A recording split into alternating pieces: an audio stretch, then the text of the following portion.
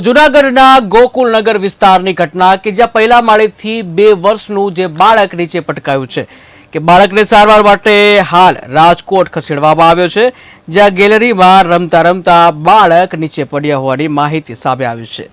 તો માતા પિતા માટે લાલ બત્તી સમાન જે કિસ્સો કે જ્યાં જૂનાગઢના ગોકુલનગર જે વિસ્તાર છે તેનો બનાવ છે, જ્યાં પહેલા માળેથી 2 વર્ષનું બાળક જે રમતા રમતા નીચે પટકાયું હતું અને એ બાળક નીચે પટકાતા ઇજાગ્રસ્ત થયું હતું। ટીવી સ્ક્રીનના દ્રશ્યો તમે જુઓ છો, ત્યાં ઉપરથી જે બાળક નીચે પડતું હોય તેવું દેખાઈ રહ્યું છે કે જ્યાં 2 વર્ષનું બાળક ઘટના છે જૂનાગઢના ગોકુલનગરની કે જ્યાં પહેલા માળેથી રમતા રમતા 2 વર્ષનું જે બાળક જે છે પહેલા માળેથી નીચે પટકાયું હતું અને બાળક ઇજાગ્રસ્ત થયું હતું। જ્યારે ઇજાગ્રસ્ત થતા બાળકને રાજકોટ ખસેડવામાં આવ્યો હતો સારવાર માટે, જ્યાં ગેલેરીમાં રમતા રમતા આ બાળક નીચે પડ્યું હતું। તો માતા પિતા માટે લાલ બત્તી સમાન આ કિસ્સો કે જ્યાં બાળકોનું જે હંમેશા ધ્યાન રાખવું જોઈએ, બાળકો રમતા હોય તો તેમના ઉપર નજર રાખવી જોઈએ।